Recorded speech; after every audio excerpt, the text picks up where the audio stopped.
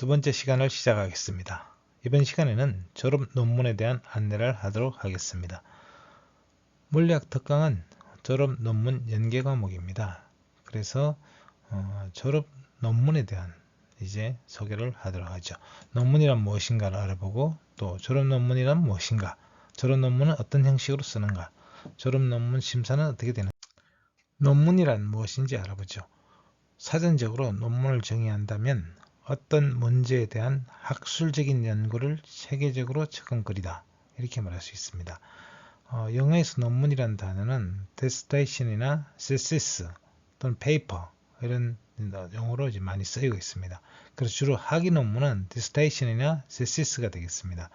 그리고 이제 일반적으로 학술지에 실리는 이제 이런 논문들, 짧은 논문들을 paper라고 이야기하고 그렇습니다. 자, 그러면 이제 이 논문은 주로 이제 학술적인 연구를 이제 목적으로 하고, 그것을 이제 어떤 현상을 관찰하고 가정이나 가설을 세워서 그것을 타당한 방법으로 증명하는 이런 연구들이 되겠습니다. 그래서 이 논문의 가치는 이제 얼마나 그 논문이 가치 있느냐, 그 가치라는 것은 창의성 또는 이제 그 수준, 또 내가 여러 사람이 논문을 쓰는 경우에는 뭐 기여도 중요하겠고요.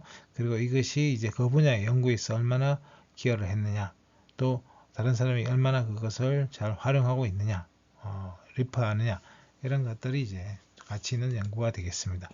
그리고 논문을 연구할 때는 객관적이어야 하고 논리적으로 기술을 해야 되겠습니다. 그래서 다른 사람이 봤을 때 수긍할 수 있고 반론을 제기하기 어려울수록 훌륭한 논문이 되겠습니다. 자, 논문에 필요한 요소를 든다면 독창성을 꼽을 수 있고요. 또 이것이 그 분야 연구에 얼마나 기여했느냐, 기여도, 또 구성과 형식도 이제 갖춰야 되겠습니다. 자, 논문은 유용성이나 효과의 관점에서 보면 일단 데이터가 있고요. 이 데이터는 어떤 사실이거나 또는 어떤 적정 자료나 모아진 이제 자료의 기록이라고 할 수 있겠죠. 그럼 이런 자료로부터 이제 체계적인 정리를 해서 어떤 정보를 이제 얻어내야 되겠고, 이런 정보로부터를 기반으로 해서 얻어진 결론, 그것이 하나의 지식이라고 할 수 있겠어요. 그리고 이 지식을 넘어서는 게 여기서 오는 어떤 함축적인 의미, 통찰, 어떤 새로운 학설, 이런 것이 이제 지혜라고 할 수 있겠는데요. 자, 그렇다면 우리는 흔히 이제 논문을 쓰기 전에 계속 보고서를, 여러 가지 형태의 보고서를 써왔습니다. 그래서 이것이 이제 이런 어떤 데이터의 수준 또는 어떤 정리의 수준, 이 보고서에 가깝다고 하면은 논문은 바로 이런 이제 어떤 정보로부터 얻어진 지식이나 아니면 그것을 넘어서는 어떤 함축 또는 통찰, 이런 것들의 높을수록 이제 좋은 논문이 되겠습니다. 자, 논문의 난이도는 가지고 또 논문을 나눠볼 수 있겠는데요. 보통 이제 박사 논문이라고 하면 박사 학위를 이제 수여하는 논문을 말하죠. 여기에는 창의성이 높아야 되고 또 기여도도 높아야 되겠습니다. 그래서 오래된 문제를 해결하거나 새로운 이론을 정립하거나 활용 방안을 제시하는 이런 수준의 논문이 되겠고요. 그리고 또 주어진 해당 주제뿐만 아니라 관련 주제에 대해서도 상당한 지식을 쌓았을 때 우리는 그 논문을 이제 박사 논문으로 인정할 수가 있는 것이고요. 자, 석사 논문은 이제 박사 논문보다는 좀 이제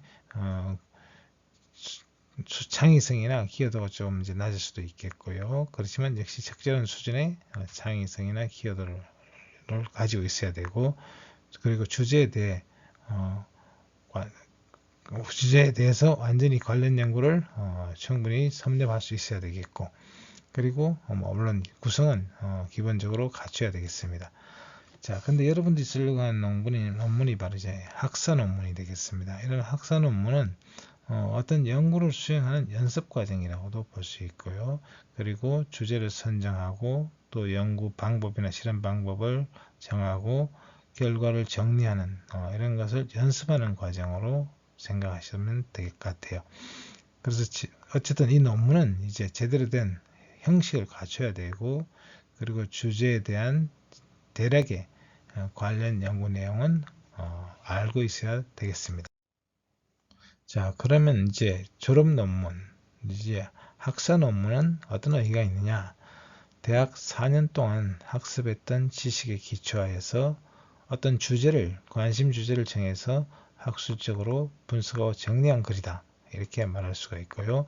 그리고 전공 내용과 관련한 주제에 대해서 어떤 문제의식을 가지고, 그리고 논리적이고 체계적인 절차를 거쳐서 구성된 글이다. 이렇게 말할 수 있겠습니다. 졸업 논문의 성격은 어떤 서술형 과제나 보고서보다는 더 이제 좀 수준이 있는 그런 형태가 졸업 논문이 되겠고요. 졸업 논문에 대해서는 이제 기대하는 바는, 교수님들이 기대하는 것은 전공과 관련된 논리적인 글쓰기, 여기에는 물론 맞춤법, 문장 구성, 논문 형식, 그리고 이런 워드 프로세스, 이런 것들을 이제 활용하는 그런 이제 기회가 되겠습니다. 그리고 어떤 과학적인 조사 분석을 통해서 어떤 결론을 도출하는 것을 훈련한다. 데이터를 모으고 또 분석하고 또 활용하는 것을 연습한다고 할 수 있겠습니다. 그러면서 과학적인 연구 방법론을 배우는 기회이기도 하고요.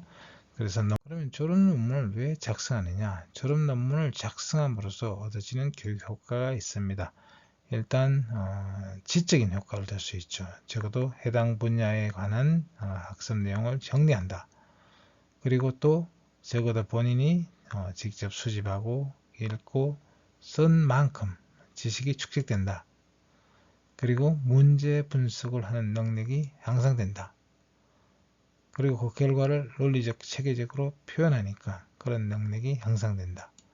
자, 두 번째는 심리적 효과를 줄 수 있습니다. 자, 이 논문을 쓰는 동안 이제 그것을 어떤 흐름을 따라서 어떤 결론을 얻어내는 과정, 이런 것들을 이제 전체적으로 학습하게 된다. 그리고 논문을 씀으로써 어떤 성취감을 이제 얻을 수가 있고요. 그리고 학문적으로 이제 궁금해하던 것들의 호기심을 충족할 수 있는 기회가 되겠습니다. 자, 그다음 세 번째는 이제 바람직한, 이 논문을 쓰게 되면서는 바람직한 태도는 이것을 꼭 졸업에 필요한 부담 요인이라기보다 어떤 대학에서 배운 4년 동안의 학습 과정을 종합적으로 정리하고는 과정으로 인식하는 것이 바람직합니다. 그래서 질적으로 어떤 높은 수준의 논문을 쓰면 좋겠지만 거기에 부담 갖기보다는 졸업 전에 논문을 성실하게 작성한다 하는 이런 과정 자체가 중요하다는 겁니다. 그래서 우리 과에서는 졸업 논문을 쓰기 전에 처음에 주제를 정하고 지도교수를 정하고 논문의 개요를 쓰고 이런 과정들이 쭉 있는데, 이런 과정들의 일정에 맞춰서 따라와주면 여러분은 이제 졸업 논문을 쓰고 졸업을 할 수가 있겠습니다. 자, 이런 과정 자체가 중요하기 때문에 이 각 과정에 대한 점수를 이제 배정을 했고, 그 과정을 따라오다 보면 논문을 쓰게 될 것입니다. 자, 졸업 논문 주제와 지도교수 선정하는 것이 첫 번째로 해야 될 일인데요. 일단 방향은 자신의 관심 분야와 자신의 능력을 고려한 다음에 지도교수와 상담을 통해서 주제를 선정하는 것이 좋겠습니다. 유의해야 될 사항은 자신이 평소에 관심과 흥미가 있거나 잘할 수 있는 것, 또는 졸업 후 진출할 진로와 관계 있는 분야나 주제를 선택하는 것이 부담도 적고 또 졸업 준비도 하는 것이기 때문에 바람직하다고 생각됩니다. 자, 그러면 졸업 논문은 이제 학부 과정에서 배웠던 지식을 정리한다. 졸업 후에 진로 선택과 연관해서 하는 것이 좋겠다고 했고요. 그래서 논문이라는 수단을 통해서 자신이 배운 것을 생각하고 정리한다. 연구 논문을 작성하는 경험을 얻는다. 그리고 논리적이고 형식을 갖춘 글쓰기를 연습한다. 이런 마음으로 정리했으면 좋겠습니다. 자, 논문 지도교수에 대해서 이야기를 하면 현재 이제 우리 과의 교수님이 세 분이 계시죠. 그래서 윤정울 교수님은 연구 분야가 고체물리학과 통계물리학입니다. 좀 더 깊이 들어가면 이제 이 강유전체, 망막 실험과 관련된 주제를 연구하고 있으니 이쪽과 직접 관련된 주제를 선정하면 제일 좋겠고요. 그렇지 않으면 공진물질, 고체물리학이나 통계물리학과 관련된 주제를 선정할 경우에 윤정호 교수님을 지도 교수님을 선택하면 되겠습니다. 한은주 교수님은 원래 전공이 이제 핵물리학이니까 핵물리학이나 방사성 관련 주제를 선택하면 좋겠고요. 또 강의를 전자기파나 광학 쪽에 관련 주제를 강의하고 계시니까 이와 관련된 주제를 선택할 경우에도 한 교수님을 선택하면 되겠습니다. 김충숙 교수님은 이제 생활과학이나 과학교육에 이제 관심이 있고 또 센서와 관련된 측정이나 또는 이제 피지컬 컴퓨팅에 이제 관심을 가지고 계시고 그쪽을 수업을 하고 있으니까 생활과학 관련, 과학교육 관련, 전산물리 관련 주제들을 선택할 수 있겠습니다. 그렇지만 개인적으로는 이제 센서를 이 수업에서는 이제 센서를 배우고 센서 측정 방법을 배우고 아니면 이제 피지컬 컴퓨팅을 하면서 이제 이 논문을 쓰도록 하고 있습니다. 그러니까 이쪽과 관련된 논문을 가능하면 쓰는 것이 좋겠습니다. 자, 졸업 논문을 이제 제출하는 일정은 학과 게시판에 공지가 되고 있으니 그 일정에 맞춰주면 되겠습니다. 이것은 대략적인 날짜가 되겠는데요. 3월 중에는 지금 이제 논문 지도 신청서를 제출하고 4월 중에는 논문 계획서를 제출하고 그리고 6월경에는 논문에 대한 이제 드래프트 초고를 가능한 쓰면 좋겠습니다. 그래서 이 수업의 경우에는 이제 논문 초고까지 어느 정도 만들어 놓으면 그걸 바탕으로 해서 논문 심사를 진행할 수가 있겠습니다. 그리고 각각의 이제 일정에 맞춰서 이제 점수가 이제 부여되어 있습니다. 이 점수를 이제 획득을 하면 졸업이 되겠습니다. 그 이후에 이제 10월부터는 논문을 이제 제출하고 또 11월에는 포스터로 그 내용을 공지를 하고 그리고 발표 시간을 갖겠습니다. 그리고 최종적으로는 이제 논문을 제출하면 그 논문을 이제 심사를 해서 논문 심사에 통과한 사람들이 이제 졸업을 하게 되겠고 그리고 이 논문 파일을 이제 과에 제출하면 과에서는 이것을 모아서 논문집으로 출간을 하게 되겠습니다. 자, 그러면 논문의 형식을 보죠. 일반적인 논문의 형식은 연구 주제, 목차, 서론, 본론, 결론, 참고문 이런 순으로 진행이 되는데요. 이 서론에서는 이 연구를 하는 목적이 무엇이고 어떤 배경을 가지고 있고 연구 체계를 이제 서술하는 것입니다. 그래서 가능한 장황하지 않고 하면서 핵심적인 내용을 부각시켜서 무엇을 하려는지 확인할 수 있게 해야 되겠습니다. 본론에서는 이론적 배경, 연구 가설, 분석 방법, 분석 내용 등이 이제 적절히 배치되어 있어야 되겠고요. 결론은 중요 내용을 요약하고 거기에 대한 대응 방안 또는 이제 논문의 한계, 향후 연구 과제 이런 부분을 쓸 수가 있겠습니다. 그래서 논문 구성의 전형적인 예를 보면 처음에 제목이 나오고 그 다음에 저자가 같이 나오겠죠. 그 다음에 초록, 서론, 연구 방법, 결과, 고찰, 그리고 결론, 참고문헌 이런 순으로 진행을 하면 되겠습니다. 학과에 이제 기존에 제출한 논문들이 있고 또 주로 이제 석사 논문을 참조해서 그 형식을 따라주면 되겠습니다.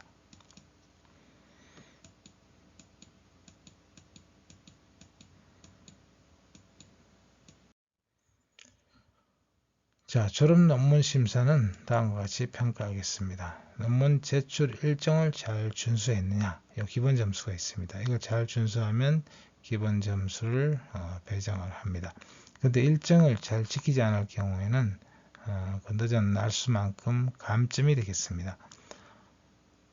그래서 이 일정을 지켜주는 이유는 뭐냐 하면, 여러분들이 이제 아무 생각 없이 지나다 보면 나중에 갑자기 논문 발표를 해야 됩니다. 그러면 준비를 하나도 안 한 상태에서 벼락치기 논문을 쓰게 되니까 그런 경우에는 많은 문제가 생깁니다. 논문이 원래 의도하던 졸업 논문의 효과도 없고, 그리고 실제로 그러다 보면 이제 수준 낮은 논문을 내게 되고 형식도 갖추지도 않고 여러 가지 문제들이 많습니다. 그래서 그런 경우를 배제하기 위해서 미리미리 준비하고 이런 일정을 통해서 필요한 것들을 이제 준비하고 배우는 과정으로 활용하기 위한 것입니다. 그러니 이 일정을 지켜주기 바랍니다. 그리고 논문 발표를 하면서 평가를 하겠습니다. 그리고 이 논문 발표한 이것에 따라서 발표 준비를 잘했느냐, 포스터를 잘 만들었느냐, 발표를 어떻게 했느냐, 이런 것들을 모아서 논문 발표 평가 점수가 있고요. 그리고 논문 자체가 또 형식을 갖췄느냐, 논문의 기본 형식이 있죠. 그리고 맞춤법이나 이런 걸 잘 지켰는가도 평가해서 반영하도록 하겠습니다. 자, 그리고 이제 인용이 문제인데, 남의 글을 그대로 옮겨 적을 경우에는 인용 표시를 해야 된다. 이 인용 표시를 하지 않고 인용하는 건 표절이다. 표절이 판명될 경우에는 다시 제출해야 됩니다. 그리고 인용한 부분이 몽땅 다 인용을 하면 당연히 그건 표절입니다. 근데 인용한 부분이 25%까지는 봐주는데, 이거 이상 넘어가게 되면 감점을 하는데, 이 몇 프로 초과했냐에 따라서 점수로 감점을 합니다. 그래서 여기서 이제 논문의 통과에 필요한 점수를 미달되게 되면 통과가 되지 않겠습니다. 자, 논문 내용은 문장 표현력, 논문의 독창성 등을 평가합니다. 논문 통과는 자, 여기서 75점을 이상을 획득해야 논문 통과가 인정된다고 했죠. 일정에 따라 기본 점수를 얻고 평가한 것에 따라 점수를 얻고, 그 다음에 논문 형식을 준수하지 않았을 때는 감점이 되고, 이렇게 해서 75점을 넘었을 때 논문 통과가 되고, 이것이 되지 않을 경우에는 재심사를 하거나 그 다음에 논문 다음으로 넘어갈 수 있습니다. 그러니 이것들은 지켜주기 바랍니다. 자, 논문과 관련된 것으로 이제 사회적으로 문제가 되고 있는 것이 표절인데요. 표절이란 무엇인지 일단 알아보죠. 의도적이든 비의도적이든 타인의 아이디어나 저작물을 인용 없이 자신의 것처럼 부당하게 사용하는 학문적 부정행위다. 이렇게 정의하고 있습니다. 그래서 표절이냐 아니냐, 우리 논문의 경우 심사에서도 마찬가지로 졸업 논문도 표절 판정을 이제 해야 되는데, 이것은 한국학술단체 총연합회 연구윤리 지침에 따라 결정을 하도록 하겠습니다. 자, 이 지침에 따르면 이미 발표되었거나 출판된 타인의 핵심 아이디어를 적절한 출처 표시 없이 사용한 경우 표절이 되는 거죠. 그리고 연구계획서, 제안서, 강연 자료와 같이 타인의 미출판물에 포함된 핵심 아이디어나 문장, 표, 그림 등을 적절한 출처 없이 사용한 경우도 표절이라고 정의하고 있습니다. 자, 그래서 여러분들은 이제 이 표절에 대한 주의를 해주면 좋겠어요. 물론 이런 것들은 이제 하나의 습관이고 하나의 이제 관행이니까 그걸 따르도록 해주기 바랍니다. 자, 그리고 이제 이런 논문 연구를 여러분이 계속하면은 사실 학술지에 이제 전문 학술지에 투고하면 자신의 업적을 인정받을 수 있습니다. 그러면 대학원 진학이나 연구원으로 취업할 때 자신의 연구 업적으로 활용할 수가 있습니다.